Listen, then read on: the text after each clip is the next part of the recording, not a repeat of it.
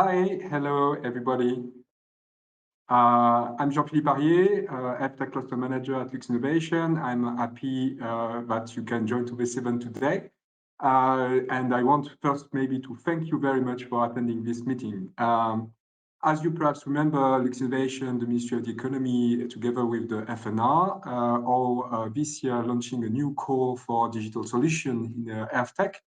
We have this second webinar today. That topic will be the main eligibility criteria and eligible project costs for this joint call. So maybe I can start introducing our different speakers of today. So first we got Maximilian Pchibil from the team of luxinnovation that is dedicated to state heads and so the national funding team. And we also have Gideon Gisselman from the FNR. And the last, but the least, will be Anne Meunier from luxinnovation, that is a HealthTech cluster officer.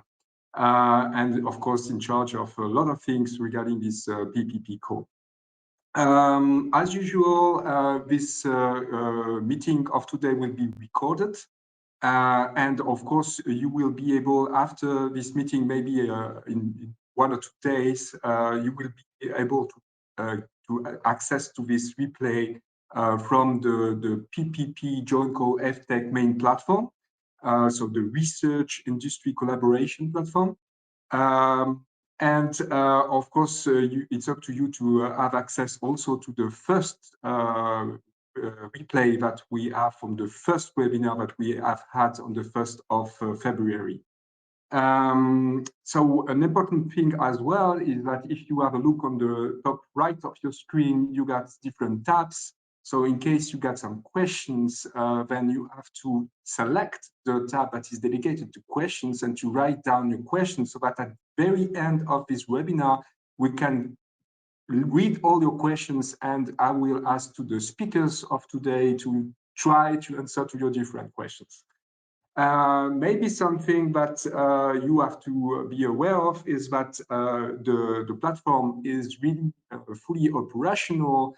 And so, of course, you can really, from now, you are very welcome and even encouraged to submit from now and to create your projects. Even if you want to create some draft projects, that's not a problem, because sometimes 1 year before it was sometimes difficult that the partners understand how the platform was working, etc. So do not hesitate to create your project already, or some draft projects, tentative project, whatever you want to call it. And that's not a problem for us. It will be in the back office and really not an issue. So as I said, after the presentation, we will have a Q&A session. It will be interactive. Of course, we cannot take live all the questions, but we will try after the webinar to answer all the questions in case we don't have enough time to answer these different points.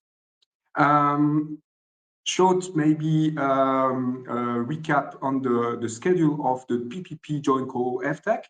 So as you know, the call will be structured in 2 phases. So the phase 1 is really to draft the projects and to provide us with the project outlines. This will be done entirely on the digital platform that we have, so research-industry-collaboration.LU. The deadline to submit a project will be the 31 of March at 2 p.m. That's important, and it's also Lux time, so no doubt on this. Then we will start the phase 2, that will be the full project proposal from the 15th of May and until the 14th of July. That's pretty all for my side. So maybe I will let the floor to Maximilian so he can really introduce the main topic of today. So that is eligibility criteria and eligible projects for this PPP call. Max, the floor is yours. Thank you very much, Jean-Philippe, for the introduction. And good morning, everyone. So welcome also from my side to our first Q&A session, actually, about the main eligibility criteria and the eligible project costs within this second edition of the Joint Call HealthTech. So while today's presentation, as Jean-Philippe mentioned, is really targeted at the interested companies that would like to participate in this call, it is of course also open to all interested research organizations. And at the end, all of you will of course also have the possibility to ask all your questions. And together with the colleagues that are present today, we will also be more than happy to answer them as good as we can. So let us directly jump into the concrete of the presentation. So maybe just a short reminder about the involved parties in the second edition of the call. So as Jean-Philippe mentioned, it's being organized jointly by the Ministry of the Economy, the National Research Fund, FNR, and Lux Innovation. But maybe more interesting, so what will be the main eligibility criteria for the interested companies? So we have already briefly introduced them during the information session 3 weeks ago. And on this slide, you can now see the complete overview of these eligibility criteria. In the dotted box, you can actually see the main eligibility criteria as they are defined by the standard R&D aid schemes of the Ministry of the Economy. So some of you might already know them from, for instance, previous aid applications. So in a nutshell, we have here, first of all, the company's co-funding capacity. We have also the economic impact of the project. Then there's also the innovation itself, meaning that there should be a new or improved product at the end of this project, which really offers a competitive advantage on the market to the applicant company. And in order to get there, the applicant company would also need to overcome some technological challenges. And finally, there will also be some additional generic criteria that the interested companies would need to fulfill, but I will give you more details on all the different criteria on the following slides. So in addition to these more general eligibility criteria, there are then also 3 very code-specific criteria that you would need to fulfill together with your partners. So I mentioned it, there should be a partnership, a collaboration between at least one eligible company and at least one eligible public research organization. So this collaboration between private and public actors is really mandatory for this Joint Call HealthTech. In addition, these consortia would then also need to have some digital product or service already at prototype stage, for which they would really like to demonstrate the relevance of the product, for instance, for human health, but also for society as a whole. And here, it's really important to note that the prototype should be ready latest at the end of phase 2, so latest by July of this year. And so last but not least, we would expect all the projects to be considered as experimental development projects, meaning that the main objective would be to really develop some new or improved products or services. And as promised, I will now also go into more detail with regards to the different criteria. So first of all, we have here the company's co-funding capacity. Here, the company should really demonstrate its viability and financial soundness regarding its contribution to the project. And so based on the maximum aid intensities that you can see at the bottom of this slide, the company would need to ensure that it has sufficient financial resources to really cover the remaining project costs. So the costs that cannot be funded by the Ministry of the Economy would need to be co-funded by the company itself.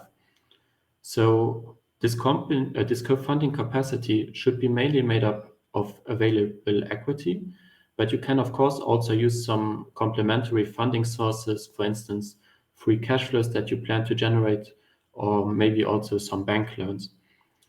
And I will get back to that later on as well, but it's really important that you prepare already a realistic budget estimation during phase 1, and that you really take into consideration this co-funding capacity, and that you clearly demonstrate and document it by means of a cash flow forecast, as well as your latest annual accounts. But you see that this criterion is quite important, and therefore we will also organize a dedicated Q&A session on this topic on the 7th of March, to go into more detail with regards to the funding capacity itself, but especially also regarding the documentation that you would need to prepare both during phase 1 and during phase 2 of the call. So another important criterion would be the economic impact of the project. Here, the company would need to demonstrate the economic substance it has and the positive impact of the expected project outcomes on the future of the company. So within your aid application, you would therefore need to demonstrate that you either already have some economic substance here in Luxembourg, or that you already have a clear plan how you want to generate or create this substance in Luxembourg during the course of the project. And here it's really important to understand that this substance is of course also closely linked to have the internal employees available within the company, which will be the main driving force within your project application. And in addition, the company, so the applicant company, should of course also get some economic benefits out of this project.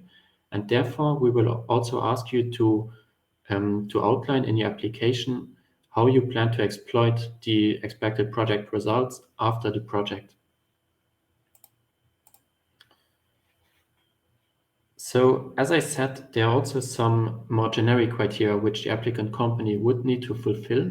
And the first one would be the so-called incentive effect, which actually means that the state aid must have a positive effect on the realization of your project. So, for instance, that it would allow you to go further or to go faster, for instance.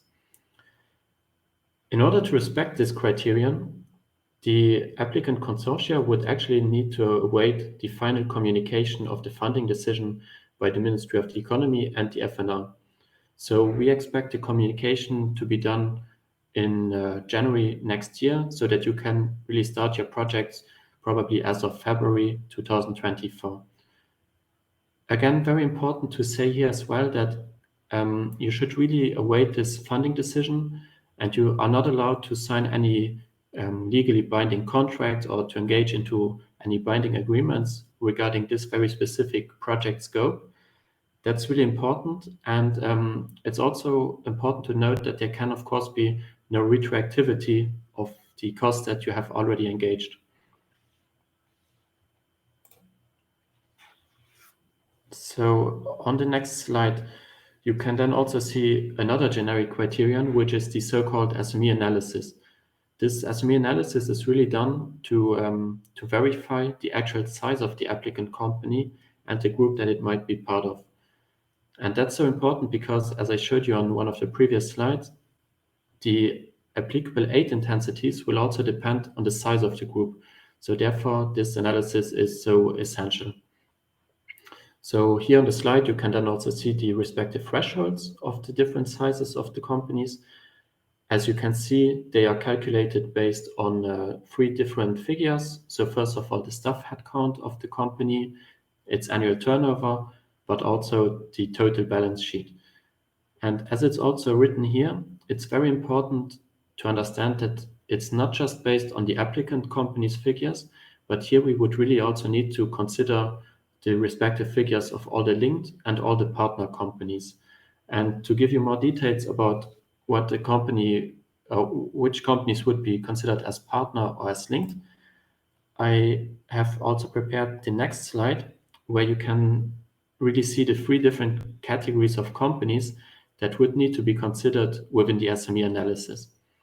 So we have, first of all, the autonomous companies. Those would be the companies which are either completely independent, so that they have no direct participations with other companies, or those could also be the companies that have, for instance, 1 or more minority partnerships with other companies, but each of these shareholdings is less than 25%.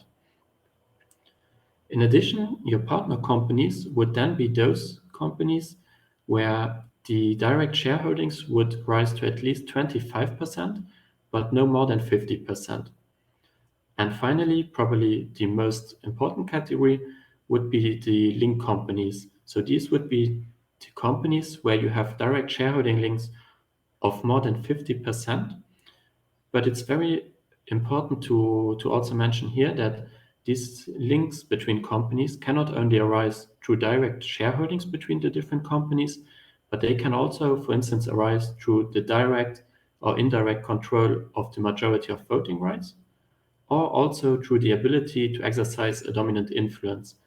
And this dominant influence could also be exercised by physical people or physical persons, so that it's really essential to prepare a very detailed organizational chart. So here on the slide, you would also have an example of such an organizational chart where it's really important that you include all your partner and link companies and really go up to the ultimate beneficial owners of the group. So in order to then also assess or calculate the size of your group, we would need to consider 100% of the FTEs, the turnover, and the total balance sheet of the applicant company itself, plus 100% of these figures for the link companies, and also the respective pro rata of the partner companies. But you see that this criterion can, if the organizational chart or the sharing structure is somewhat complex, can become a little bit difficult. So if you have any more specific questions, you can either ask them directly today in the webinar or also contact us at Lux Innovation, and we will then also be happy to assist you in detailing your shareholding structure. So we also briefly introduced in the information session the so-called Undertaking and difficulty criterion. This criterion would actually make some companies not eligible to state aid funding. And I would now also like to give you some more details about this criterion. So it's really important to say that any company that could be considered as an undertaking in difficulty would in general not be eligible to state aid funding unless it can really demonstrate that it is already in the process of resolving this issue. So for instance, that there is already an ongoing recapitalization of the company. In general, all companies, so all SMEs that are older than 3 years, they would need to be considered as an undertaking in difficulty if it has lost more than half of its subscribed share capital, including share premium as well, due to accumulated losses. So as I said, this criterion would also not apply to startups. So if the startup can be considered to be younger than 3 years at group level, this criterion would not apply. In the case, however, of large companies, we would need to also double check 2 other financial ratios based on your latest or your 2 latest annual accounts of the company and the group. So in this regard, the book debt to equity ratio would need to be smaller than 7.5, and your EBITDA to interest coverage ratio would need to be higher than 1 in order for a large company to be eligible. And I briefly mentioned that this criterion needs to be verified at 2 levels. So on the level of the applicant company itself, but also on the level of the group. And therefore, you will also at the end of phase 1, so Jean-Philippe already mentioned that you can start creating your projects on the platform, and you will see that at the very end, the attachment section, you will also be requested to upload and share with us your 2 latest annual accounts. So on the one hand, this would be the 2021 and 2022 accounts for the applicant company itself.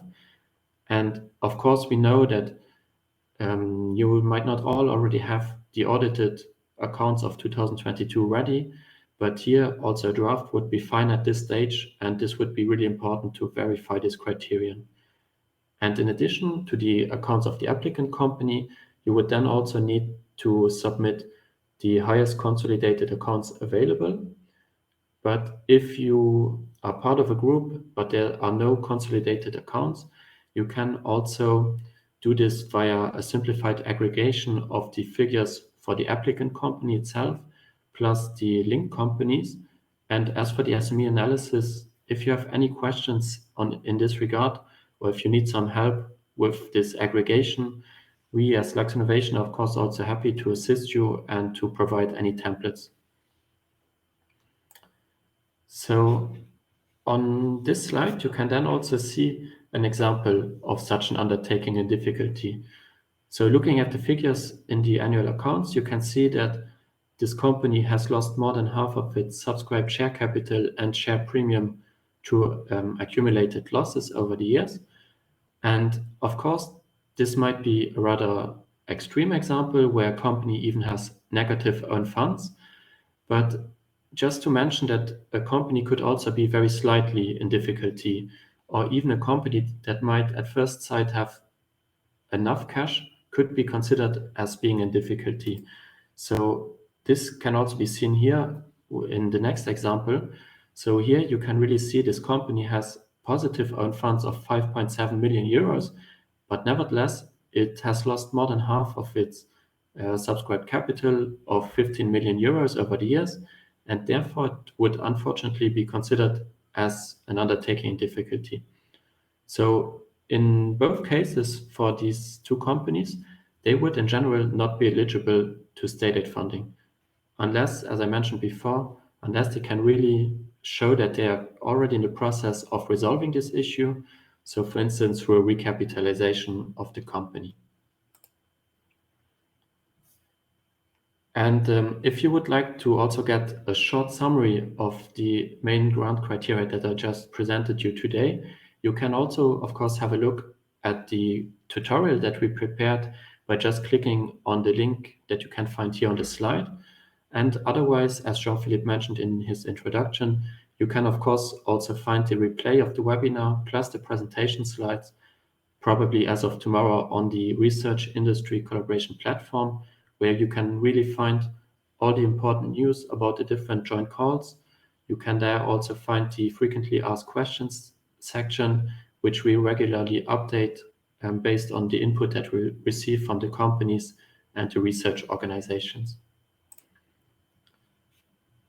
And so last but not least, you should now have a better understanding of all the eligibility criteria for the companies, but very interesting as well, of course, which costs can be eligible within this Joint Call HealthTech. So as I said before, during phase 1, you will be requested to provide a budget estimation. It's of course also possible to refine this estimation during phase 2 if your project has been retained by the granting authorities, but it's nevertheless essential to already be very realistic, let's say, to really also take into consideration your co-funding capacity and to align this capacity with your budget estimation. So in a nutshell, you can see on the left side of the slide the eligible costs within the call. So this would first of all be the staff costs of the applicant company itself. It could also be some investment and equipment that you will also depreciate over time, or also some material and consumable costs. There would also be the possibility to include some external subcontracting costs as well into the budget. And finally, there will also be the additional overheads, which should amount to 25% of your total staff costs for the project. And so you can then also see here the maximum aid intensities for these collaborative experimental development projects. So in case that you are a small company, you could get up to 60% of co-financing from the Ministry of the Economy. The medium-sized companies could get up to 50%. And in case of large companies, they could also still get up to 40% of their costs covered by the Ministry of the Economy. Maybe just very briefly to remind you as well that not all of your costs might be eligible within this R&D project. So everything that's more related, let's say, to operational expenses or marketing, administrative activities, for instance, they would not be considered as eligible within this R&D aid scheme and would therefore not be taken into consideration by the Ministry of the Economy. And this would already be it from my side. So I would now leave the floor also to Dr. Gieselmann from the FNR to also give you some more details about the eligibility criteria and the financials for the interested research organizations. Thank you, Max.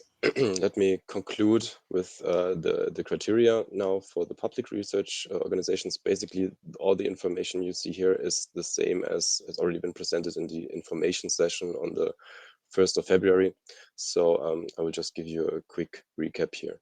So basically eligible for funding from the FNR are public institutions that are performing research in Luxembourg, and also non-profit associations, societal impact companies, and foundations that have received an accreditation by the Ministry of Higher Education and Research. The status of accreditation is time restricted, so you should keep an eye on your eligibility status and renew if necessary. The two other main criteria to be eligible for funding is that the PI from the research institution has a contract that lasts for the full duration of the project, and that there is an agreement between the company and the partnering research institution in place. Further information about the criteria you can find in our Bridges guidelines on the FNR homepage. And once all the lights are green and all the boxes are checked, the FNR can provide aid rates up to 100% for all eligible costs. And that for a time span of 24 to 30 months, with 6 months as buffer time upon request if required. And with that, I can already hand over back to Max. Or Jean-Philippe. Jean-Philippe. Thank you so much for your introduction, Max and Gideon, on the eligibility criteria for both sides, companies and research entities and public entities. So maybe just this slide to let you know that there will be additional webinars where you can already register to.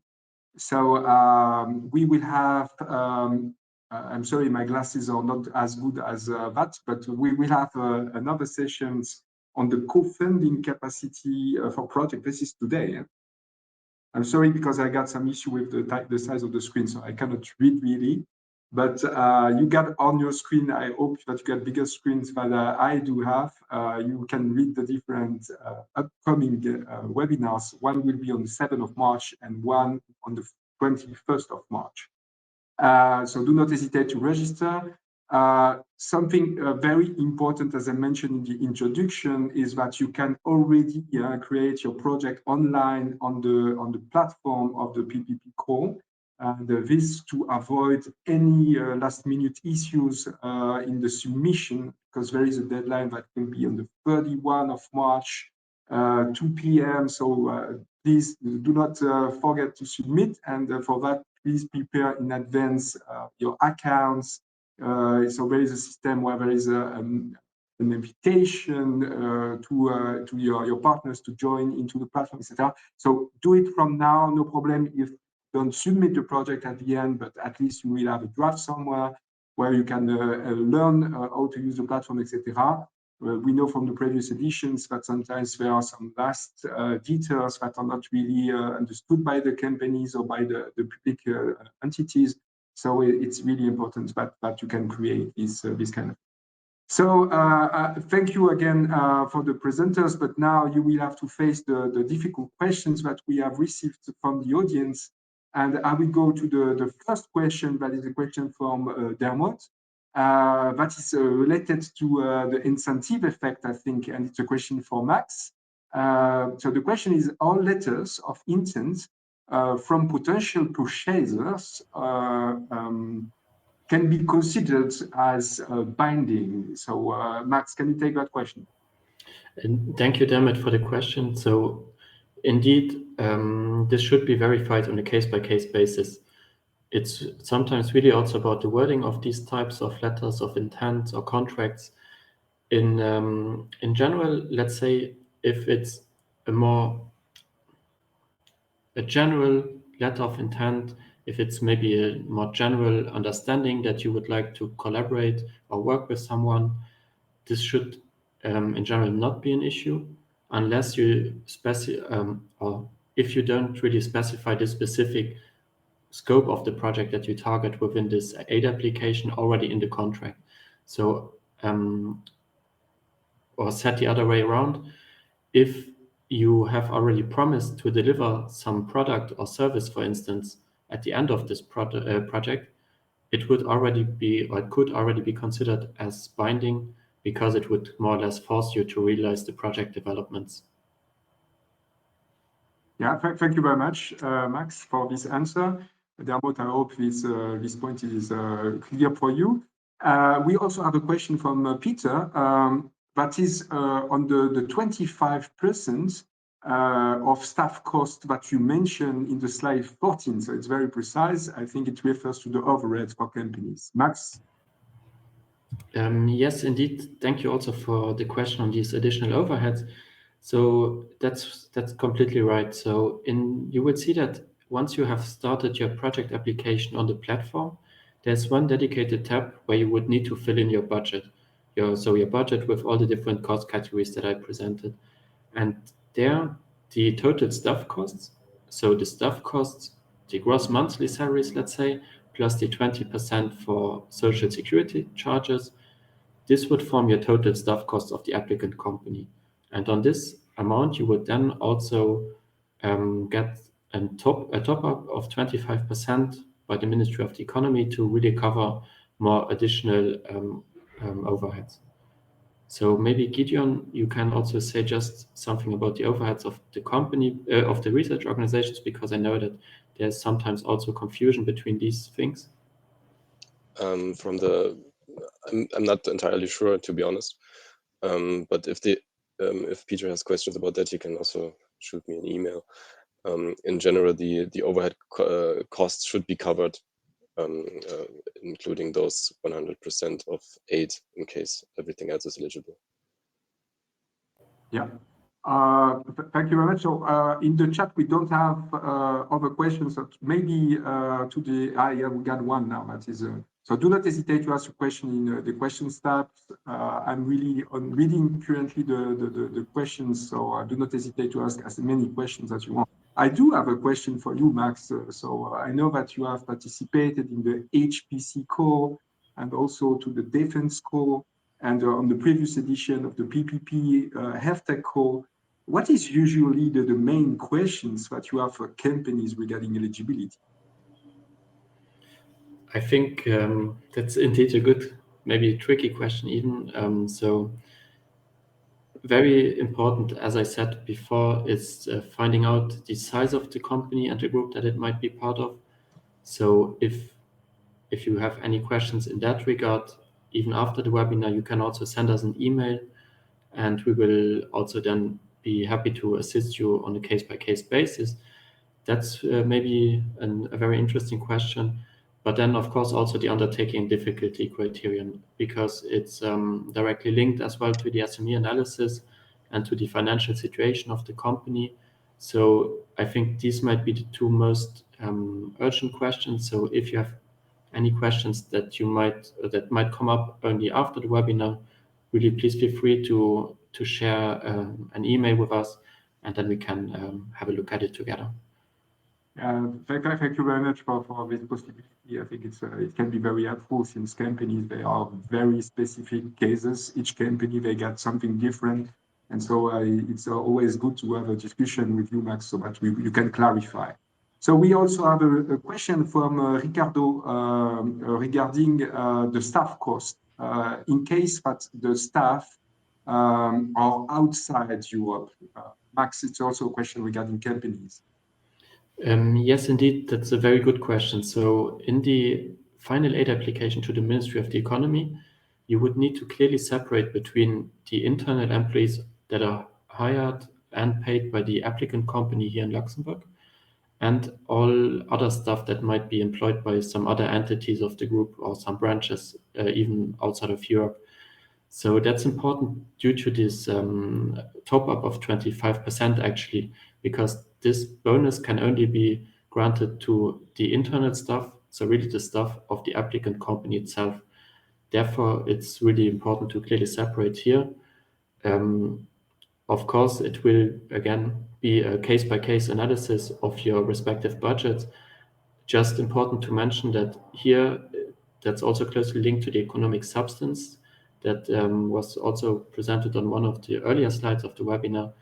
The applicant company itself and its internal staff should be the main driver of this project realization for the company. So of course it can be supported by some outside experts, some special costs in that case, but this should be a minority. So the main cost should nevertheless be related to the internal staff costs. So staff cost, we also have another question from Peter. It's interesting because it's related to the cap that we have in the law regarding the eligibility of the salary, but it's the difference also between the gross salary and the net salary and the overhead. So the question is, in case you got 100 as a salary, you know that there is the social cost that you will have, and then there is this overhead that you have to apply. So how is it really working, Max? Yes, indeed. So your example is completely right. Let's assume that you would have total costs or gross monthly costs in total of 100. Then you would get you would get first of all 20% to cover really all your employer social security charges. So this would form your total staff costs. So the 100 plus the 20, the 120 would form your total staff costs. And on this amount of 120, you could then get a bonus of 25% to cover all the additional overheads, meaning that, as you said, the total staff cost would be 120, on which you would get then an additional 25%. I hope that clarified it a little bit. Yeah, very clear. Thank you, Max. Question, maybe this one is for Anne. So the question is regarding this webinar. So I guess that the attendees will receive an email with the presentation in 1 or 2 days, but also a link to access to the webinar online, the record of the webinar. Anne, can you take that one?